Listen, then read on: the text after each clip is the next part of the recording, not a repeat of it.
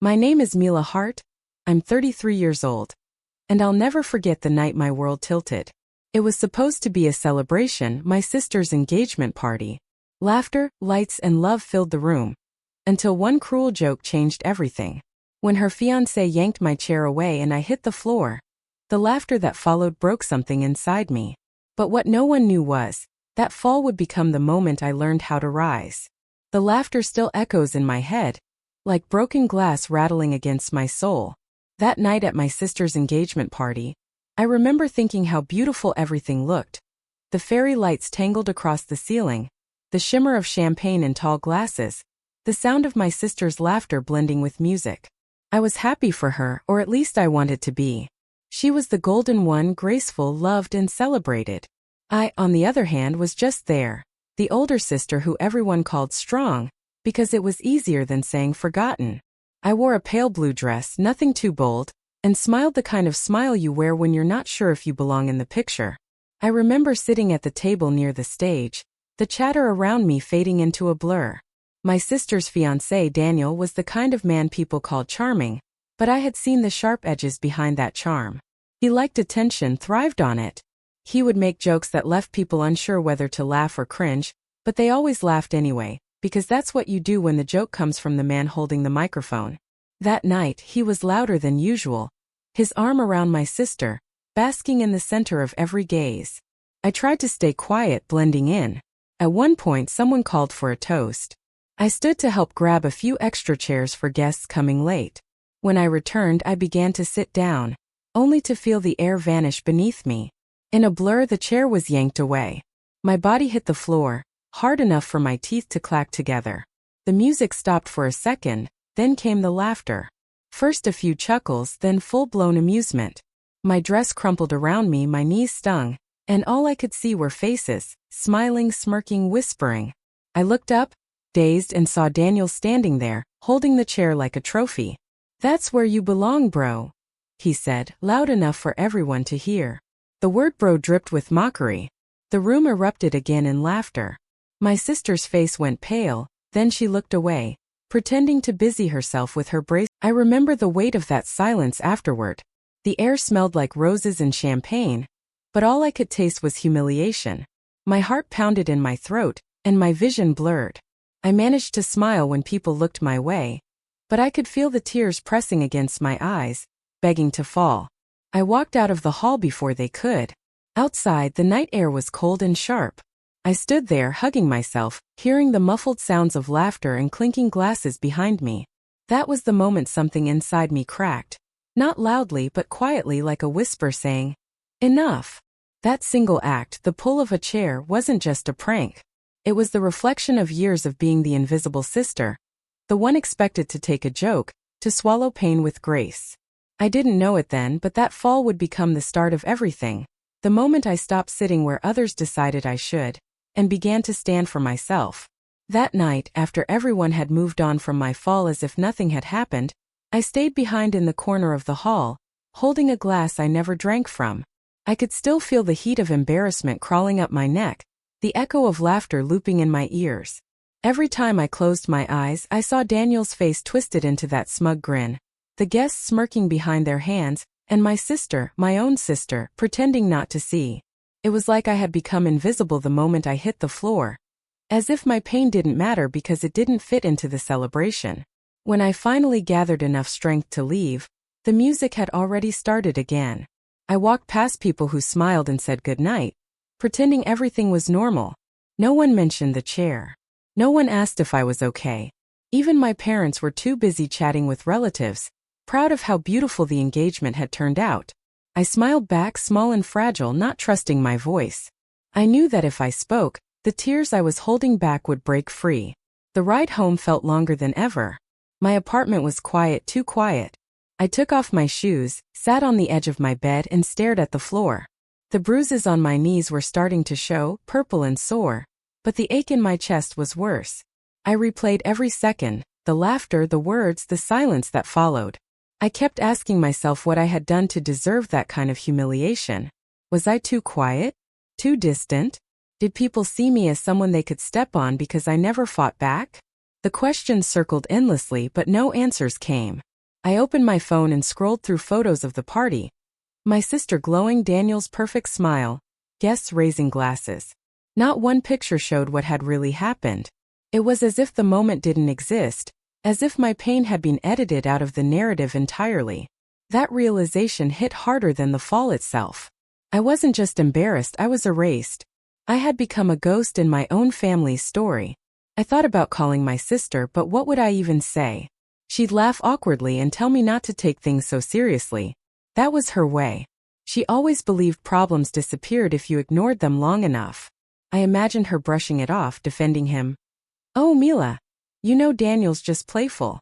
The idea made me sink deeper into my bed, curling up like I could somehow make myself smaller, less noticeable, less hurt. The city outside was alive, cars, sirens, laughter from nearby apartments, but my world had gone still. I stared at the ceiling and whispered to myself, maybe they're right. Maybe I don't belong anywhere. It wasn't self-pity, it was exhaustion. Years of being the dependable one, the fixer, the person who stayed calm while others broke down. It had all piled up quietly inside me. And that night it all came crashing down. Sleep didn't come easily. Every time I started to drift off, I'd feel that sudden emptiness again. The moment when the chair vanished, the air rushed out and I fell. It wasn't just a fall onto the floor. It was a fall from dignity, from belonging, from being seen. By morning the tears had dried, but something in me had hardened. I looked in the mirror and saw someone I barely recognized. Tired, red-eyed, but strangely clear. The humiliation still stung, but beneath it, there was a flicker of something new, resolve. I didn't know what I'd do yet, but I knew one thing. I would never let anyone laugh at my pain again. That day I went through the motions, work, calls, errands, but inside I was quiet, watching, remembering. Every smile I gave was forced, every word mechanical. And though the world seemed unchanged, I knew something had shifted in me forever. It's strange how a single moment can carve such a deep scar that even time hesitates to heal it. I'd walk away, pretending not to care, but every word stayed with me, building a wall of resentment and hurt I never dared to voice. So, when he pulled that chair away at the engagement party, it wasn't random. It was deliberate, a public reminder of the power he thought he had over me. He knew I wouldn't fight back. He knew I'd swallow my pride and smile. He knew my silence was his weapon, and that night, he wielded it like a blade. After that, every glance, every whisper, every fake smile from my family felt heavier. They didn't know the history, and I didn't have the courage to tell them. My parents adored him, my sister worshipped him, and I was just the inconvenient truth standing in their fairy tale. But that night marked something inside me. The humiliation wasn't just about falling on the floor. It was about years of being the one who helped others rise while being stepped on in return. I began to realize that my silence had been my own undoing. I had given people permission to treat me this way by never standing up for myself.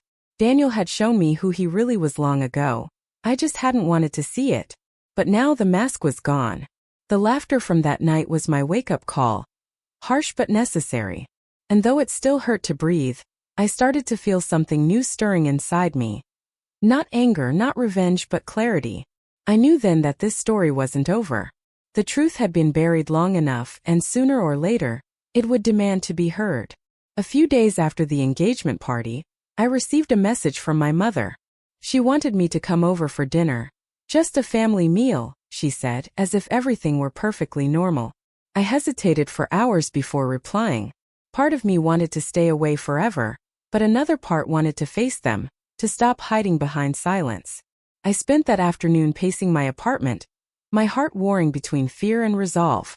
When evening came, I finally grabbed my coat and went. The moment I walked into my parents' house, the familiar scent of rosemary and baked bread wrapped around me.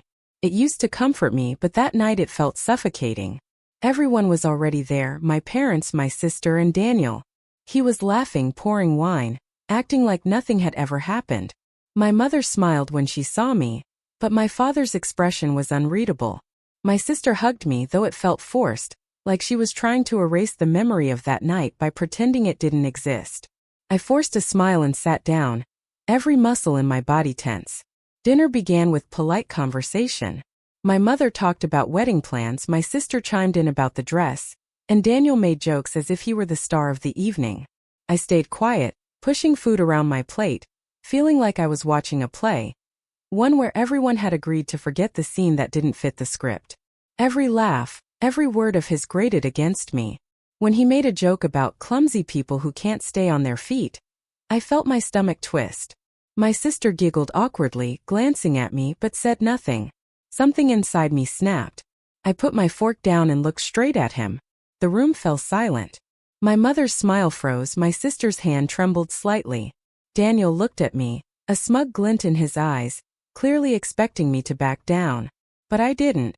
My voice was calm when I spoke, steadier than I felt. You think it's funny, don't you? What you did at the engagement party. His smirk faltered just a little. You humiliated me in front of everyone. That wasn't a joke, Daniel. It was cruelty. And I think everyone here deserves to know that it wasn't the first time. My sister's face paled. Mila, please, she whispered, but I kept going. He wasn't always this charming man, you see. Years ago he was struggling, broke, desperate, and I helped him. I gave him money, helped him find work, covered for him when he made mistakes. And when I needed that money back, he disappeared. He didn't just ignore me. He spread rumors that I was obsessed with him, that I had feelings for him. And I kept quiet for your sake. My words hung heavy in the air. My mother gasped softly. My father's expression darkened as he turned to Daniel, who had gone pale, his fake smile gone. Is that true? My father asked, his voice low, firm. Daniel stammered, trying to laugh it off. She's exaggerating. She always takes things too seriously. It was just a misunderstanding. But no one was laughing now. My sister's eyes darted between us, confusion and denial fighting in her gaze. Mila, you should have told me, she whispered. Tears welled in her eyes. Daniel reached for her hand, but she pulled it away. My father leaned back in his chair, his jaw tight. I saw what you did that night, he said quietly to Daniel. And now it makes sense. For the first time, Daniel had no words. He looked smaller somehow, his confidence stripped away. I stood up, my hands trembling but steady enough to hold my truth. I kept quiet for too long, I said softly. Not anymore. Then I walked out. The air outside was cold, but it felt clean, freeing. I could still hear faint voices from inside, my sister crying, my parents murmuring. I didn't know what would happen next, but for the first time in years I felt light. I had finally spoken the truth. My silence had ended, and with it the hold that moment that man had over me. I knew the fallout was only beginning, but I also knew something else. I had reclaimed myself. And that was worth every storm that would follow. The days after that dinner were some of the quietest and loneliest of my life. It was as if my entire world had fallen into stillness after the storm. My sister didn't call. My parents kept their distance, probably trying to let things cool off. But what they didn't realize was that silence can sometimes be louder than shouting. Every hour that passed without a word from them felt like another piece of my heart being carved away. I kept checking my phone, waiting for a message, an apology, a question, anything, but there was nothing. Eventually I stopped waiting. I knew what that silence meant. It meant they were choosing peace over truth, image over integrity. It meant they were hoping that if they ignored what happened long enough, it would disappear, like every other uncomfortable thing in our family. And the hardest part was realizing that even my sister, the one person I'd always protected, was choosing him, and now I was the outsider, the one no one wanted to acknowledge. After a few days of silence, my mother called. Her voice was gentle, almost apologetic. Mila, your sister is very upset. Maybe you could just let this go. He's promised to change. I remember standing there in my apartment, the phone pressed to my ear, feeling my chest tighten. You want me to let it go? I asked softly. You saw what he did. You heard what he said. And you want me to pretend it didn't happen? She hesitated. Families make mistakes, darling. We must learn to forgive. I almost laughed. Not because it was funny, but because of how familiar that phrase sounded. We must learn to forgive. It was the same sentence I'd heard my whole life every time someone hurt me, and I was expected to swallow it quietly. I ended the call politely, but when I hung up, I knew something inside me had changed forever. I wasn't going to be that person anymore, the one who kept peace at the cost of her own dignity. So I stopped calling. I stopped explaining myself. I packed a few boxes, gave notice at work, and moved to a small apartment 2 cities away. It wasn't planned, it wasn't dramatic. It was just necessary. I needed space, distance, silence of my own choosing. The first night there, I sat on the floor surrounded by unpacked boxes and felt the weight of loneliness press down. But beneath it, there was something else: relief. For the first time in years, there were no expectations, no masks, no pretending. Just me. I didn't know what would come next, but I knew I couldn't go back. The fallout had left me isolated. Yes, but it had also stripped away the illusions that had kept me trapped for so long. I was free, painfully, beautifully free. And I promised myself that if standing alone was the price of truth, then I'd pay it again and again. Because silence might cost relationships, but it was worth reclaiming my self-respect. Starting over was harder than I expected. It wasn't glamorous or empowering at first. It was lonely, slow, and full of moments when I questioned whether I'd made the right choice. My new apartment was small and quiet, the kind of place where you could hear your own breathing. The first few weeks felt like standing in the ruins of my old life, surrounded by pieces of everything I'd walked away from. I had no one to call, no family dinners, no messages from my sister asking if I was okay. The silence that I had once resented now followed me like a shadow. But this time it wasn't a punishment. It was the start of healing. I found a new job at a local bookstore. A simple place tucked between a cafe and a flower shop. It wasn't the career I'd once dreamed of, but it gave me peace. The smell of old paper, the rhythm of sorting books, the quiet conversations with kind strangers. All of it started to stitch small patches into the holes inside me. The people there didn't know about my past, and I liked that. I wasn't the sister who ruined an engagement, or the quiet one anymore. I was just Mila. That was enough. The first few months were about survival, getting through each day without breaking down. But slowly, almost imperceptibly, I started to change. I began going for long walks after work, letting the air fill my lungs and the city hum around me. I signed up for therapy, something I had always avoided because I didn't want to admit I needed help. The first session was hard.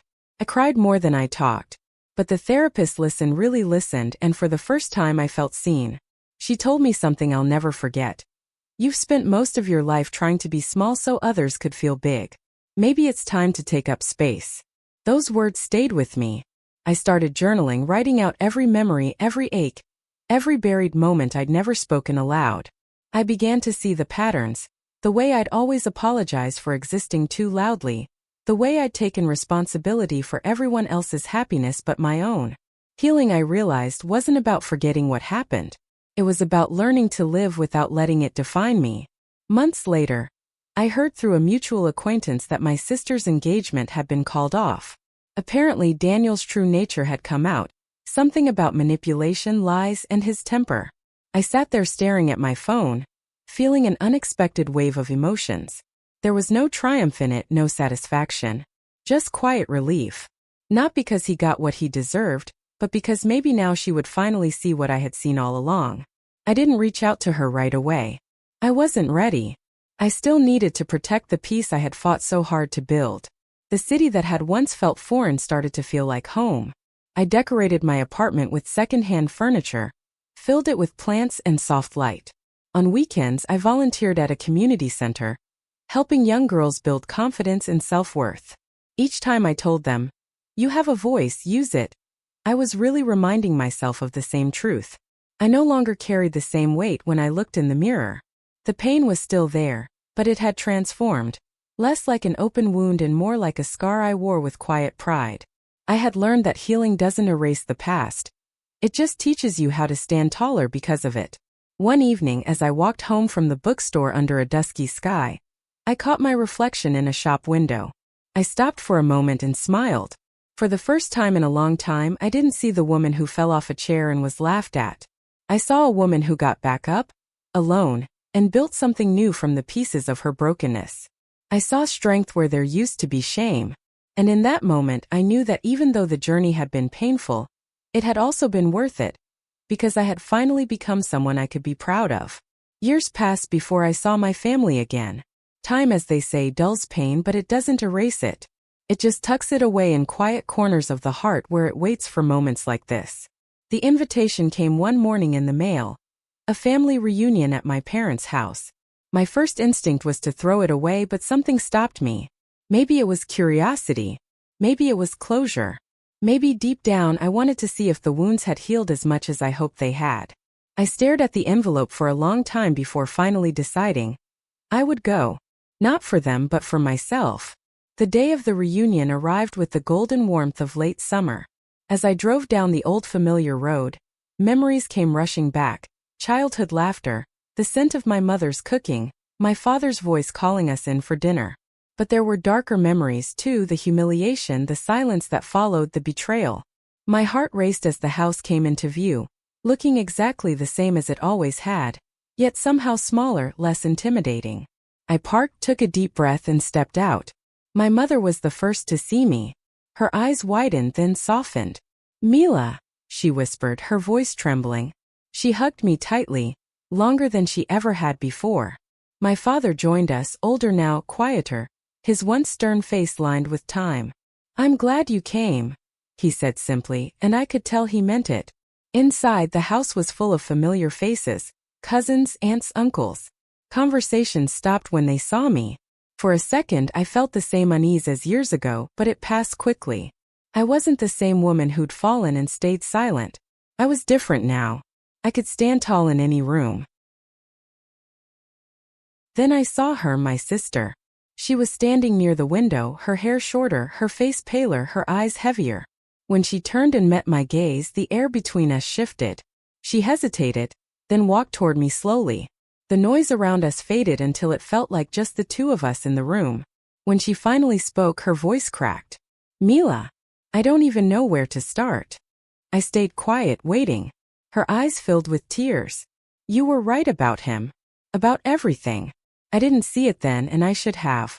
He hurt me too. I just wanted to believe in something, even when it was all falling apart." I felt a strange mix of sadness and compassion wash over me. I could have said, "I told you so." I could have let her drown in guilt the way I had once drowned in shame. But I didn't. I just stepped forward and hugged her. She broke down in my arms, crying in a way that was raw and honest. "I'm so sorry," she whispered over and over. "You didn't deserve what happened." I held her tighter, my own tears finally spilling over. "It's okay," I said softly. "We both just needed to grow." Later that evening, as the sun set and the garden filled with soft laughter and the scent of grilled food, I sat with my father on the porch. He looked at me with pride I hadn't seen before.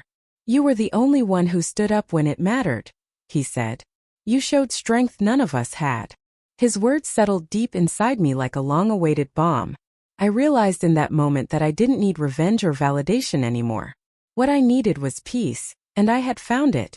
Before leaving that night, my sister and I walked together under the same fairy lights that once hung at her engagement party.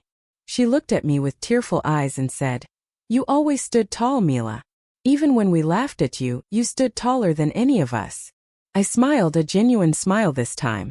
"Sometimes," I said quietly, "the chair they pull away from you is the one that forces you to finally stand."